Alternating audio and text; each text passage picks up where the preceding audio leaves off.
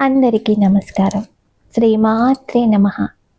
లలితా సహస్రనామ లేఖన పుస్తకం తీసుకుని నేను కూడా అమ్మవారి శ్లోకాలు రాద్దామని కూర్చుంటే అక్షరాలలో అమ్మవారి వివిధ రూపాలు కనిపిస్తున్నాయి.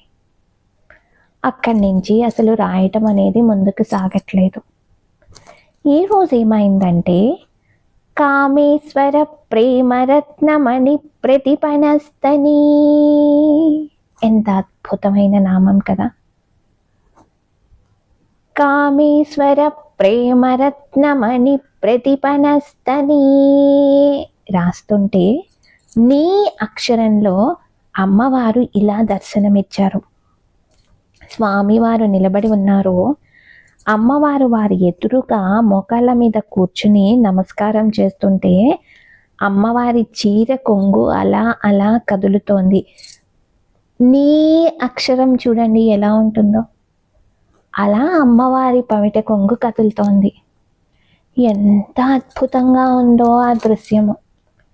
అక్కడి నుంచి ఆ అక్షరాన్ని చూస్తూ కూర్చున్నాను. ఇంకా అక్కడి నుంచి ముందుకు రాయటం నాకు కుదరలేదు. సరే, ఇదేదో ఒక వీడియో క్రియేట్ చేద్దాము అనుకుని జెమినీని అడిగితే నేను ఇచ్చిన కమాండ్స్కి లోబడి నాకు ఈ విధంగా జెమినీ ఒక పిక్చర్ క్రియేట్ చేసి ఇచ్చింది.